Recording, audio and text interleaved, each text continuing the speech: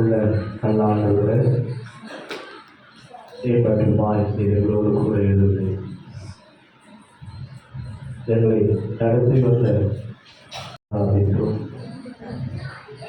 எல்லாமே இருந்த முறையில் வார்த்தை கடந்து போக கஷ்டத்தை எங்களோடு கூட கிடையாது.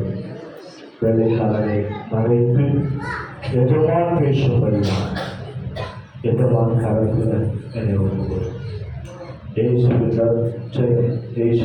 ஜபங்களும் நல்லதாகும். ஆமாம், எடுத்தவர்கள் வாசிகள் கலாத்தியருக்கு எழுதுகிற புஸ்தகம் 1ஆம் அதிகாரம் 4ஆம் வசனம். கலாத்தியர் எழுதுகிற புஸ்தகம் 1ஆம் அதிகாரம் 4ஆம் வசனம். அவர் நம்மை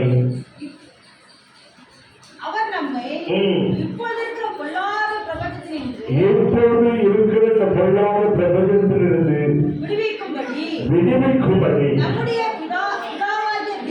நம்முடைய பிதாவாகிய தேவனுடைய சித்தத்தின்படியே நம்முடைய பாவங்களுக்காக தம்மை தாமே ஒப்புக் கொடுத்தார்.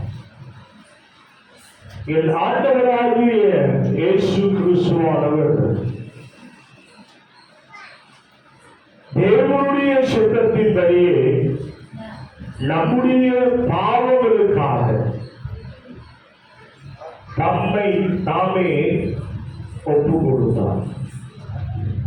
இந்த 9ஆம் மாதத்தில் 29ஆம் தேதி கடைசி இந்த மனமகிழ்ச்சி ஞாயிற்றுக்கிழமை தேவ ஆலயத்துக்குள்ள வந்திருக்கிற என் அன்பு தேவ ஜனமே, நம்மை நாமே ஒப்பு கொடுக்கும்படி இந்த கடைசி மகிழ்ச்சியான இந்த பரிசுத்த ஓய்வு நாளை ஆசாதிக்க வந்தது. இன்னைக்கு ஒப்பு கொடுக்க நம்மை நாமே ஆயத்தம் பண்ணிக்கொள்ளும். வேதம் சொல்வது, இப்பொழுது இருக்கிற இந்த பொல்லாத பிரபஞ்சத்திலிருந்து உன்னையும் என்னையும் விடுவிக்கும்படி. காரணம், இப்பிரபஞ்சத்தில் பொல்லாத காரியங்கள், பொல்லாத வேலைகள், பொல்லாத பிசாசின் கிரியைகள் எல்லாம் பெருகி கொண்டிருக்கிறது. பெருக்கத்திலிருந்து விடுவிக்கிற கர்த்தர் நம்மோடு கூட பெருகணுமா? எதுல பெருகணும்? நீ நான் விசுவாசத்துல பெருகி நம்மை அழைத்த கர்த்தரிடத்தில் நம்மை ஒப்பு கொடுக்கும். இன்னைக்கு அங்கங்கு பாவங்கள் பெருகி கொண்டே போகும். எந்த மனிதனுக்குள்ளும் கிறிஸ்து இயேசுவிடத்துல அவன் நம்மை ஒப்பு கொடுப்பான் என்று சொன்னால், ஒப்பு கொடுக்கிற வாழ்க்கையில கர்த்தரே 3 பேரை ஒப்பு கொடுத்தார். அல்லேலூயா. கர்த்தர் யாரை ஒப்பு கொடுத்தா? 3 பேர். தான் தெரிந்து கொண்ட 3 பேரை கர்த்தர் ஒப்பு கொடுத்தார். அப்போ அப்படியே அவர் ஒப்பு கொடுக்கிறார் என்று சொன்னார். நீயும் நானும் நம்மை கர்த்தருக்கு ஒப்பு கொடுத்து தேவ செய்தியுடைய தலைப்பு ஒப்பு கொடு. உன் எல்லாவித பாவ காரியங்களை விட்டு மன திரும்பி ஆண்டவருடைய சமூகத்துல நம்மை நாமே ஒப்பு கொடுக்க வேண்டும். நாம் ஒப்பு கொடுக்கவில்லை என்று சொன்னால் நம்மை நாமே வஞ்சிக்கிறவர்களாய் காணப்படும். கர்த்தருடைய பிள்ளைகளாய் இருக்கிற நாம் வஞ்சகத்தின் பிள்ளையாய் இராதபடிக்கு, சூழ்ச்சியில சிக்கிக்கொள்ளாதபடிக்கு கர்த்தருடைய சமூகத்துல நம்மை ஒப்பு கொடுக்கணும். கர்த்தர் 3 பேரை ஒப்பு கொடுக்கிறார். முதலாவது, பிசாசின் கையில கர்த்தர் யோபுவை ஒப்பு கொடுத்தார். இரண்டாவது, மோசையை பார்வோனிடத்தில் கர்த்தர் ஒப்பு கொடுத்தார். மூன்றாவது, சிங்க கெபியில தானியலை ஒப்பு கொடுத்தார். அல்லேலூயா, அல்லேலூயா. நீ நானும் இன்னைக்கு ஒப்பு கொடுக்க வந்தது கர்த்தருடைய ஆலயத்துல, கர்த்தருடைய சமூகத்துல என்ன செய்ய வந்திருக்கிறோம்? ஒப்பு கொடுக்க கர்த்தர் நம்மை அழைத்திருக்கிறார். எதற்காக? நாம் ஒப்பு கொடுத்து கர்த்தருடைய மகா இரக்கத்தையும் பரிசுத்தத்தையும் பெற்றுக்கொள்ள இன்னைக்கு நாம் ஓடோடி வந்திருக்கிறோம்.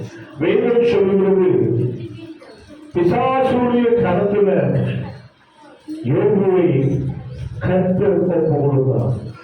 யோபின் புஸ்தகம் 1ஆம் அதிகாரம், யோபின் புஸ்தகம்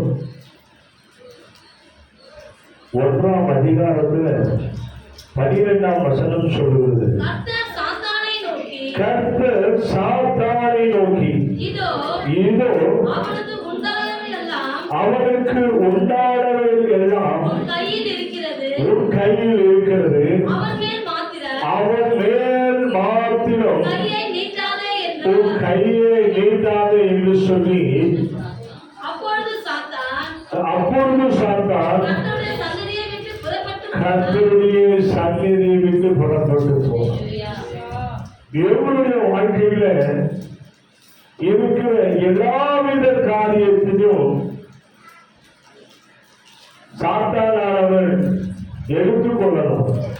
ஆனா ஒரே ஒரு சாத்தான் செய்ய, யோபுவின் மேல மாத்திரம் கையை நீட்டாதபடி. என் அன்பான வேறொரு சனமே, ஒரு நல்ல மனிதனுடைய வாழ்க்கையில நல்ல சுகமாய் வாழ்ந்து கொண்டு இருக்கிற மனிதன், நல்ல வீடு, பொருள், ஆசை, வேலைக்காரர்கள், எல்லா வித காரியங்களுடைய வாழ்க்கையில பூர்ணமாய் இருக்கிறது. அவன் தேவனுக்கு பயந்தவனாய் தன்னுடைய வாழ்க்கையை நடத்தி கொண்டிருக்கிறான். ஆனாலும் கர்த்தர் என்ன செய்கிறான்? அவன் எப்படி இருக்கிறான் என்பதை சாத்தான் அறியும்படியான். அல்லேலூயா, அல்லேலூயா. சாத்தான் அறியும்படியான் அவர் அந்த சாத்தான் இடத்துல யோபுகள் வைத்த விசுவாசத்தின் நம்பிக்கையில அவனை சாத்தான் இடத்துல ஒப்பு கொடுக்கிறான். நம்முடைய ஆவிக்குரிய வாழ்க்கை ஆண்டவராகிய இயேசு கிறிஸ்துவை தெரிந்து கொண்டிருக்கிற நாம், நம்முடைய வாழ்க்கை அழகாய் போய் கொண்டிருக்கிறது. திடீரென்று ஒரு காரியங்கள் வந்து நம்முடைய வாழ்க்கையை பலவீனப்படுத்தி நம்மை மோசம் போகி வைக்கிறது என்று சொன்னால், நீயும் நானும் என்ன செய்வோமா? சோர்ந்து போயிடுது. என் வாழ்க்கை நல்லா இருந்தது, நான் நல்லா தான் போயிட்டு இருந்தது, நீ ஏதான் தெரியல என் வாழ்க்கை இப்படியா இருக்கிறது என்று சொல்லி சோர்ந்து போகிற ஒரு தருணம் நம்முடைய வாழ்க்கையில வரும். அப்புறம் நம்ம என்ன செய்வோம் சொன்னா, மறுபடிக்கிற ஆவியுடையவராயிருக்கும். என்னத்தான் சபைக்கு போயிட்டு எவ்வளவு நாள் நான் என்ன செய்தாலும் எனக்குள்ள என்ன கிடைக்கல, ஆசீர்வாதம் கிடைக்கல, மாறாத வாழ்க்கையில பாடுகளும் நெஞ்சைகளும் வந்து கொண்டிருக்கு, ஏமாற்றங்கள் வந்து கொண்டிருக்கு, தோல்விகள் வந்து கொண்டிருக்கிறது. என்ன என் வாழ்க்கையில நடக்கல, ஒரு சமாதானம் எனக்குள்ள இல்லை, எல்லாம் பிரச்சனை பிரச்சனை பிரச்சனை. காரணம் என்ன? நம் காரணத்தை அறிய வேண்டும். என்ன நம்முடைய வாழ்க்கையில் புரிந்து என்ன காரணம்? நம்மை நாமே ஆராய வேண்டும். யார் ஒருவர் நம்மை குறித்து எதுவும் சொன்னாதவர்களுக்கு கிறிஸ்துவுக்குள்ள நம்மை ஆராய்ந்து பார்க்க, ஏன் நம்முடைய வாழ்க்கையில் இப்படி இருக்குது, ஏன் நம்முடைய வாழ்க்கையில ஒரு சமாதானங்கள் இல்லை, ஏன் நம்முடைய வாழ்க்கையில் ஒரு சந்தோஷம் இல்லை, நம்ம குடும்பத்தில் ஏன் இப்படி பிரச்சனை வருது, என்ன காரணம் என்று நீ ஆராயணும். நம்ம தேவ ஆலயத்திற்குள்ள ஆராய்ச்சி செய்யும்படியா, கர்த்தருடைய ஆலயத்தை வந்து ஆராய்ச்சி செய்யும்படியா, அந்த ஆலயத்துல வந்து நீ நான் ஆராய்ந்து கர்த்தருடைய சமூகத்துல இருதயத்தை ஊற்றி சொல்லிட்டு, ஏன் ஆண்டவர் என்ன ஆண்டவர் என் வாழ்க்கையில் நான் என்ன தவறு சொல்றேன், எனக்குள்ள ஏன் இப்படிப்பட்ட பிரச்சனைகள் இருக்கிறது என்று நாம் ஆராயறோம். விசுவாசத்தில் இருக்கிற ஒப்புக்கூட அவ்வளவுதான் நம்முடைய வாழ்க்கை எல்லாம் முடிஞ்சது என்று சொல்லி நீயும் நானும் என்ன செய்யக்கூடாதா? அப்படியே சொல்லுங்க. வேதம் சொல்லுவது, கர்த்தர் சும்மா இருக்கிற சாத்தானை நோக்கி கூப்பிடுகிறார் என்று அந்த 1ஆம் அதிகாரத்தில் 8ஆம் வசனம் சொல்லுது. எப்படி கூப்பிடுறாரா? ரோட்ல போய் கொண்டிருக்கிற சாத்தான நோக்கி கர்த்தர் கூப்பிட்டு, என் தாசனாகிய யோபின் மேல் கவனம் வைத்தாயோ, அவன் எப்படி இருப்பானா? உத்தமனும் சன்மார்க்கனும் தேவனுக்கு பயந்தவனும் பொல்லாப்புக்கு விடவுள்ளவனாய் அவனை போல பூமியில ஒருவனோ இல்லை. அதான் அழைப்பு. கர்த்தர் தம்மை தெரிந்து கொண்டு இந்த கனமான ஊழியங்களை நம்ம கொண்டு வரான்னு சொன்னா, நம்மை குறித்து கர்த்தர் சாட்சி சொல்லும். சாட்சி எப்படி இருக்கிறோம்? அவன் உத்தமன், சன்மார்க்கன், தேவனுக்கு பயந்தவன், பொல்லாப்புக்கு. நாம் எப்படி இருக்கிறோம்? நம்முடைய வாழ்க்கை எப்படி இருக்கிறது? ஏன் நம்முடைய வாழ்க்கையில சாட்சி பெற முடியவில்லை? இன்னைக்கு மனிதனுடைய வாழ்க்கையில சாட்சி முக்கியம். பின்னாடி போய் குறை சொல்லுகிற ஆவிக்குரிய வாழ்க்கை இருக்கக்கூடாது. வாழ்க்கையில நல்ல சாட்சி, நல்ல ஊழியர்கள், நல்ல சபை, நல்ல விசுவாசிகள், கர்த்தர் உண்மையை குறித்து சொல்லணும். இந்த மகள் இப்படி இருந்தா, இந்த மகள் வாழ்க்கையில இப்படி இருந்தது, இன்னைக்கு இந்த மகள் எப்படி இருக்கிறான்னு சொன்னா சாட்சி உள்ள ஒரு வாழ்க்கை. வாழ்க்கை எப்படி இருக்கிறோம்? சாட்சி. அவங்க நான் இப்படி இருந்தேன், இன்னைக்கு கர்த்தர் என்னை உயர்த்தி வைத்திருக்கிறார். காரணம், நான் கர்த்தருக்கு ரொம்ப நல்மன சாட்சி உடையவன். யோபுவை குறித்து கர்த்தர் இவனமாய் சாட்சி சொல்கிறார். இன்னைக்கு யோபுவை குறித்து சாட்சி சொல்லுகிற கர்த்தர் உன்னை என்னை குறித்து சாட்சி சொல்ல சாட்சி உள்ளவராய் நம்முடைய வாழ்க்கை காணப்படும். நீ நம் ஆராதனையில கர்த்தர் பேசினார். என்ன சாட்சி? நம்முடைய வாழ்க்கையில 2 மருமகளை கர்த்தர் கொடுத்தார். 2 மருமகளுடைய வாழ்க்கையில சாட்சி. ஓர்வாளை குறித்து சாட்சி இல்லை. அவர் தன் கணவரை மனித பின் தன்னுடைய குடும்பத்தில் இணைந்து கொண்டு சுலபமாய் வாழ்வதற்காக தன் மாமியார் இடத்திலிருந்து விலகி சென்றவர். ஆனா ரூத்துடைய வாழ்க்கையில கர்த்தர் என்ன சொல்கிறார்னா சாட்சி. என் அன்பான தேவ ஜனமே, நம்முடைய ஆவிக்குரிய வாழ்க்கையில சாட்சி. அவர் ரூத்து சொன்னார், ஊற்றனை என்ற உமக்களை பார்த்து நீ என்னை போடு வெளியேற்றத்தினாலும் நான் என்ன பண்ண மாட்டேன், போக மாட்டேன். என் வாழ்வும் இங்கத்தான், என்னுடைய சாவை இங்கத்தான். நான் இப்படித்தான் வாழ்வேன் என்று சொல்லி சாட்சியுள்ள ஒரு வாழ்க்கை ரூத்தினுடைய வாழ்க்கையில அப்படி இடம்பெற்ற சாட்சி கிறிஸ்துவ ரூத்தினுடைய குடும்பங்களில கர்த்தர் உதித்தார். இன்னைக்கு சாட்சி இல்லைன்னு சொன்னா நீ நான் வாழ்வதற்கு தகுதியற்றவர்களாய் நல்ல கிறிஸ்துவ நல்ல அப்படி சொன்ன ஒரு திருமணத்தை நடத்தி வைக்கும் போது சொன்னாங்க, அந்த குடும்பத்தை குறித்து இந்த 2 பிள்ளைகள் கிறிஸ்துவுக்குள்ளே அறிந்து கிறிஸ்துவோடு கூட இல்லாதபடிக்கு உலகத்தில உலகபுறமான திருமணங்களை செய்து கொண்டார்கள். இவனோ தேவாலயத்துக்கெல்லாம் வரமாட்டான், தேவனுக்கு பயப்பட மாட்டான். என்ன சாட்சி முக்கியம்.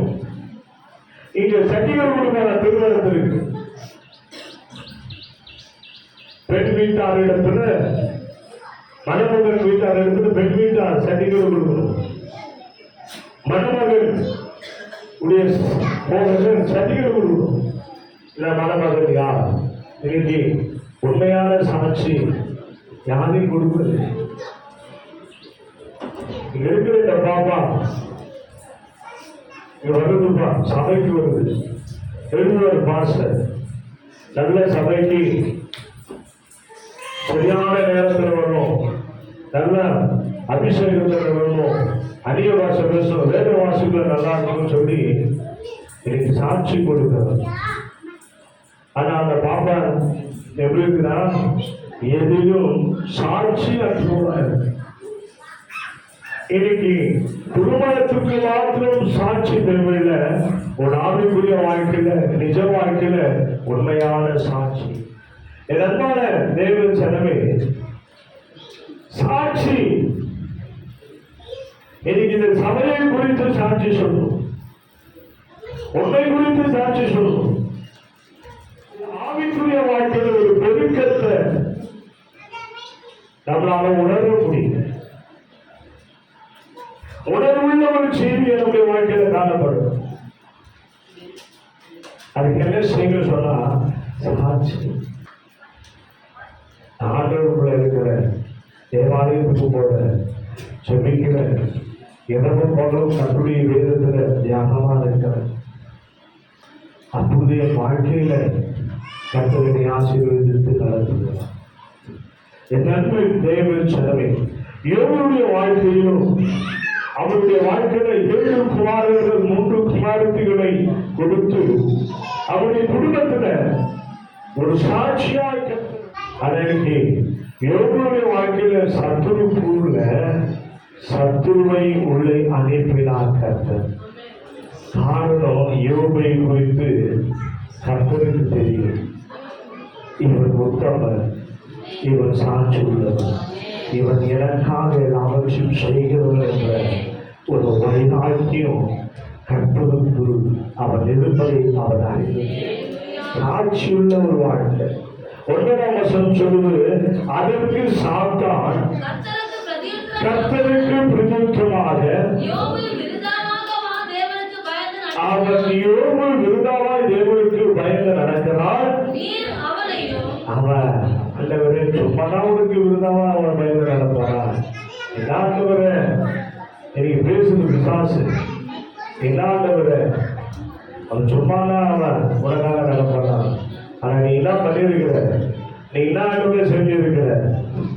அவருடைய வாழ்க்கையில நீர் அவரையும் அவன் வீட்டையும் அவருக்கு உண்டான எல்லாவற்றையும் சுற்றி வேலை அடிச்சுட்டு அந்த வேலை அடிச்சுட்டு அவனை பற்றி நீ சாட்சி சொல்றிய ஆண்டவர். விசாசு கேட்கிறோம், நீ அவனை சுற்றி எல்லாம் வேலையை அடித்த பிறகு நீ அவனை பார்த்து நீ என்ன பார்த்து கேட்கிற? என்னுடைய யோபை பார்த்து நீ கவனம் வைத்தாயும் என்று கேட்டுக்கொண்டு இருக்கிறார். இதெல்லாம் மூடிட்டு வச்சுட்டு நீ எல்லாம் ஒரு பாதுகாப்பு கொடுத்துட்ட. என்ன பார்த்து கேட்கிற? கவனம் வச்சேன். எப்படி கவனம் வைக்குது? அவன் கிட்டதான் என்னால போக முடியல. காரணம் என்ன? அவன் உத்தமன் சன்மார்க்க அவன் தேவனுக்கு பயந்தவன். அவனை சுத்தி ஒரு பாதுகாப்பு கொடுத்துட்டேன். அப்ப அந்த பாதுகாப்பு அவனுடைய வாழ்க்கையிலிருந்து எடுத்தானா அவன் யார் என்பதை நானும் உனக்கு சொல்றேன். சாத்தானை பார்த்து கர்த்தர் கேட்டார். இந்த சாத்தான் கர்த்தரை பார்த்து கேட்கிறது. எல்லாத்தையும் நீங்க டைப் பண்ணி வச்சுட்டு சொன்னா யோபுகிட்ட போய் என்ன தொட முடியும்? யோபையை மாத்திரமல்ல, யோபு வீட்டில் இருக்கிற கழுதையும் நான் தொட முடியாது. காரணம் நீ ஒரு பாதுகாப்பை போட்டு அந்த பாதுகாப்பினுடைய எல்லையை மீறி என்னால போக முடியாது. ஆனா நீ ஒரு சேவை என்று சொன்னால் அவனுக்குள் இருக்கிற எல்லாவற்றையும் நீ எடுத்து போடு. அப்பொழுது வாழ்கிற கொஞ்ச காலத்துல இயேசுவுக்காய் உண்மையான சாட்சி ஒருத்தர் குறித்து சாட்சி சொல்றான். ஐயோ பார்வையிடத்துல கொடுக்கிறான். மோசை கேட்கிறான், நான் என்ன செய்யணும், என்ன பண்ணணும்? அவருக்கு சாதாரணமாய் அவர் என்ன செய்யவில்லை, மோசைய கைவிடுவது. 8ஆம் அதிகாரம் 12ஆம் வசனம் சொல்கிறது. எடுத்து பண்ணலாமா? மோசேயும் ஆரோனும் பார்வோனை விட்டு புறப்பட்டு பார்வோனுக்கு விரோதமாய் வரப்பண்ணின தவறுகள் நிமித்தம் மோசேயை நடத்தி கொண்டிருக்கிறார். ஒரு இன்ச்சும் அவன் மோசைக்கும் மோசையுடைய வார்த்தைக்கும் கீழ்ப்படியாதவனா, கோபம் ஊட்டினவனா, எரிச்சல் உண்டாக்கினவனா, கர்த்தருடைய நன்மைகளை கர்த்தர் செய்த எல்லா காரியத்தையும் அதை பண்ணி மன்னிப்பு கேட்டு கனத்த இருதயத்தோடு, நான் என்ற அதிகார இருதயத்தோடு என்னன்னா மோசையும் ஆரோனையும் துன்புறுத்திக் கொண்டே இருக்கிறோம்.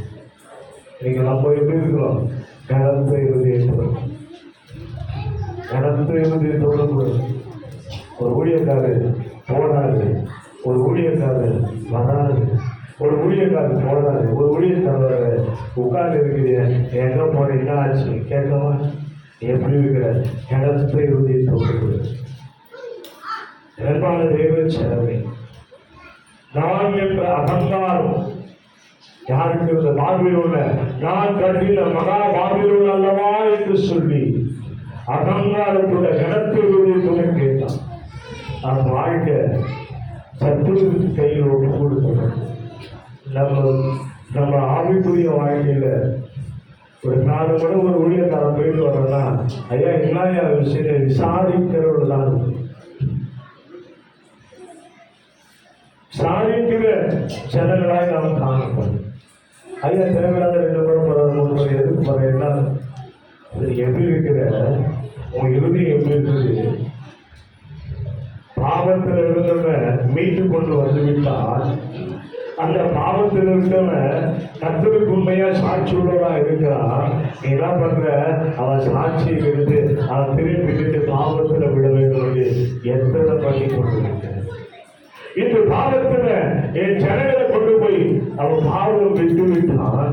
அந்த பாவனுடைய வாழ்க்கை எப்படி இருக்குன்னா மிகவும் சந்தோஷமா இருக்குது. என் ஜனத்துடைய வாழ்க்கை எப்படி இருக்குன்னா மிக கடினமான.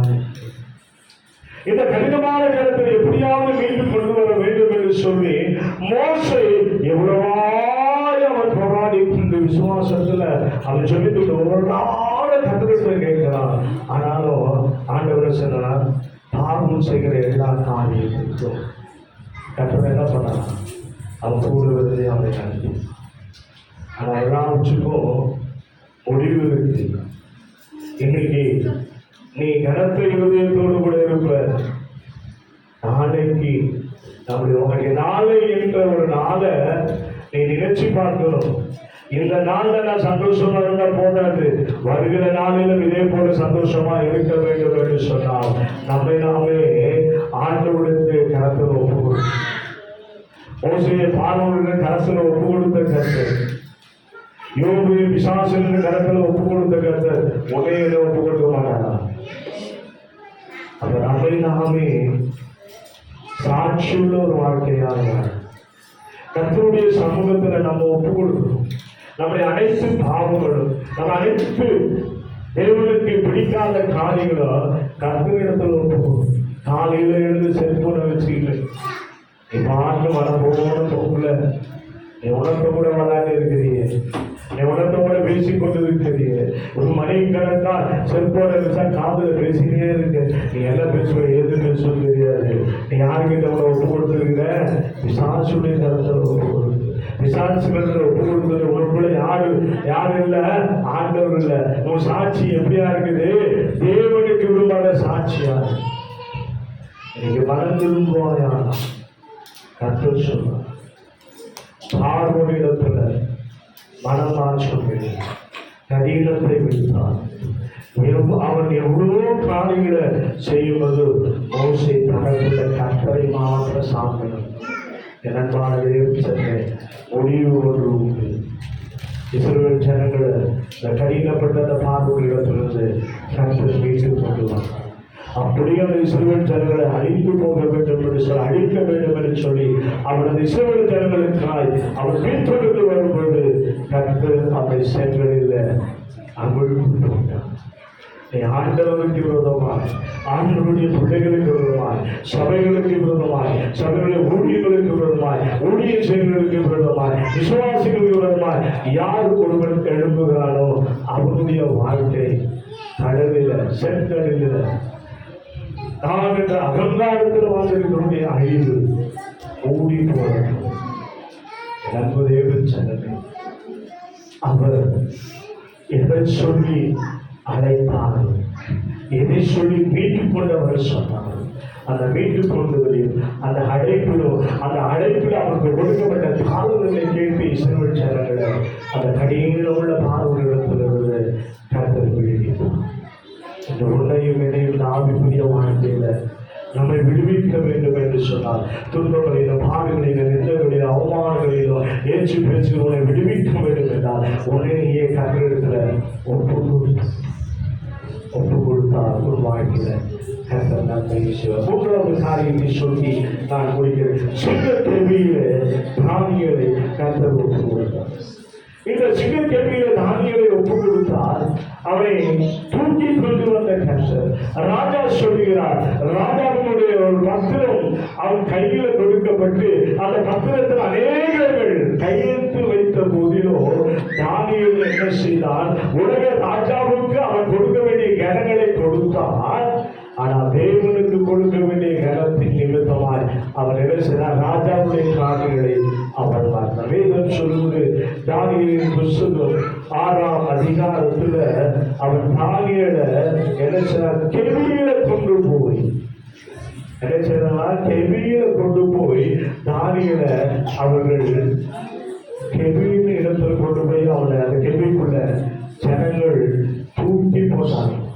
எனக்கு தேவச்சனமே எத்தனை கெபிகள் இருந்தாலும் அந்த கெபியில இருந்து தப்புவிக்கிறதற்காய் ஒருவர் உண்டு என்று சொன்னால் அவர் தான் நம் ராஜாவாகிய இயேசு கிறிஸ்து. எனக்கு தேவச்சனமே செய்த ஒரே காரியம் என்ன? 6ஆம் அதிகாரம் 8ஆம் வசனம் சொல்கிறது. ஆதலால் இப்பொழுது ராஜாவே மேதியரும் பெர்சியருக்கும் இருக்கிற மாறாத பிரமாணத்தின்படியே அந்த தக்கித்து மாற்றப்படாதபடி நீ அதை கட்டளிட்டு அதற்கு கையெழுத்து வைக்க வேண்டும் என்றார்கள். அப்படியே ராஜாவாகிய அந்த கட்டளைக்கு அந்த பத்திரத்துக்கு கையெழுத்து வைத்தார். 30 நாள் யாரும் எதுவும் செய்யக்கூடாது, யாரும் ஒன்றும் பண்ணக்கூடாது, 30 நாள் எதுவும் செய்யக்கூடாது, 30 நாள் எதுவும் பண்ணக்கூடாது, 30 நாள் வெளியே கூட நடக்கக்கூடாது. எங்க இருக்கிறோமா? வீட்டுக்குள்ள. நமக்கு ஒரு காலம் வந்தது, வந்துதான் வரலையா? கொரோனா. நீ எங்கேயும் வெளியே போகக்கூடாது. நீ வெளியே போனா என்ன வந்துடும்? கொரோனா வந்துடும்.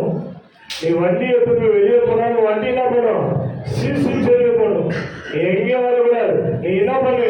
நான் சொல்லும் வகையில நீ வெளியே வரக்கூடாது. ஒருவேளை வெளியே வர சொன்னா நீ அழகு காட்ட ரைட்டு காட்ட மட்டும் தான் வெளியே வரும். வேற எதுக்கும் வரக்கூடாது. 30 நாள் உள்ளதா இருக்கும். 30 நாள் எப்படி இருந்த? 30 நாள் எப்படி இருந்த? கட்டாரி இருந்த. வேதத்தை பிடிக்கிற கையில கட்ட பிடிச்சிருந்த. தெய்வச்சனமே சில்லிங்க 30 நாள் ராஜா தரியூர் ராஜா கையெழுத்து வச்சுட்டான். 30 நாள் யாரும் எதுவும் செய்யக்கூட ராஜா கட்டளை இருந்தான். 30 நாள் ஒன்னவே போல அவங்க இடத்துலதான் இருக்கிறோம். வேற எங்கேயும் போக ராஜாவுக்குரிய கனத்தை கொடுத்தான்.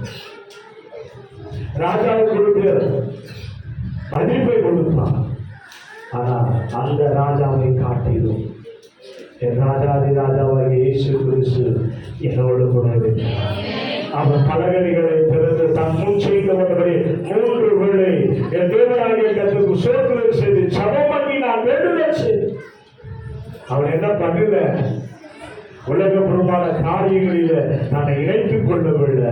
இந்த உலகத்தை படைத்த ராஜா என்னோட கூட இருக்கிறார். அடிமையா இருந்த என் வாழ்க்கையில எங்கே விடுத என் வாழ்க்கையில இந்த தேசத்துல கர்த்தரை கொண்டு வந்து என்னை முன்மாதிரியாக வைத்திருக்கிற கர்த்தருடைய நாமத்தை பிரஸ்தாபப்படுத்துவேன்.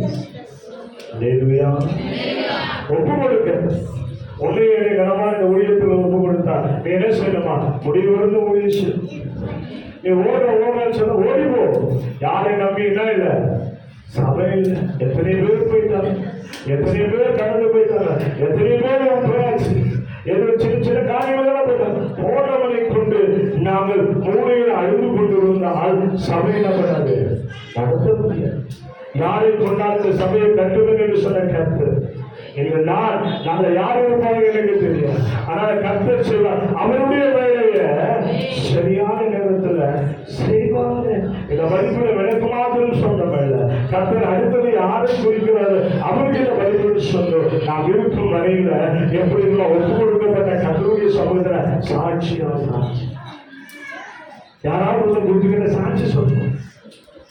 நீங்க சொல்ற வேறு விதமா எப்படி எல்லாம் பண்றது எங்களுக்கு தெரியாது.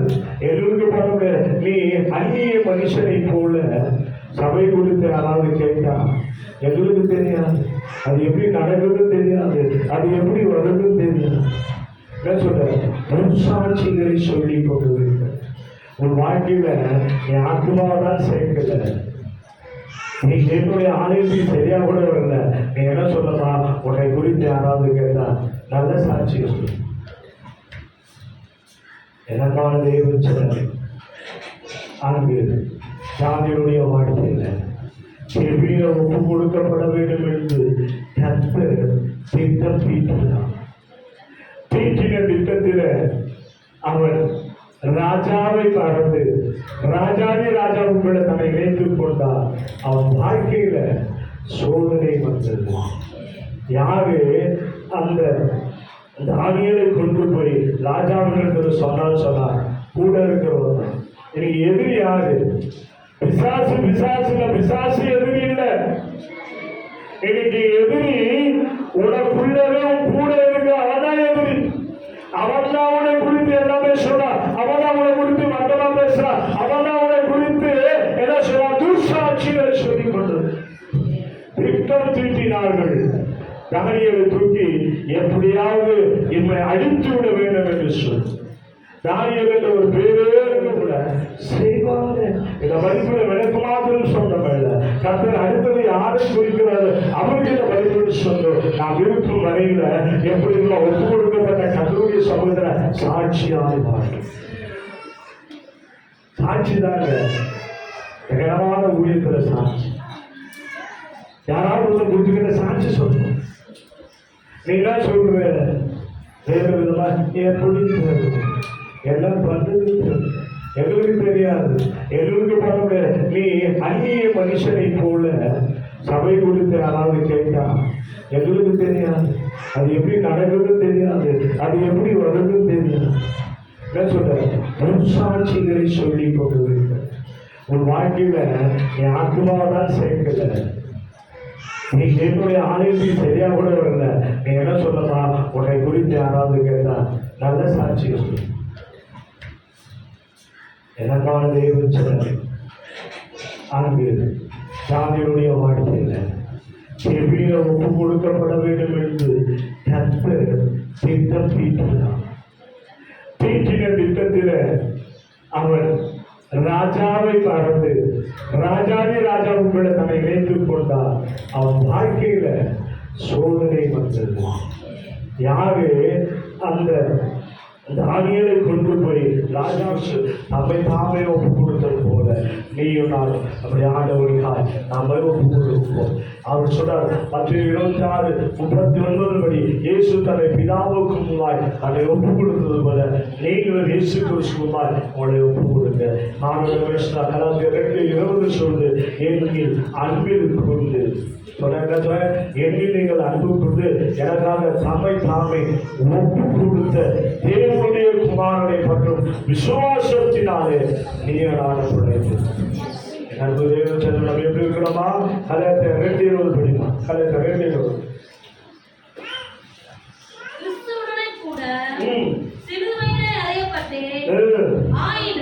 இப்ப 2:20 கல்யாணம் 2ஆம் அதிகாரம் 20 வருஷம்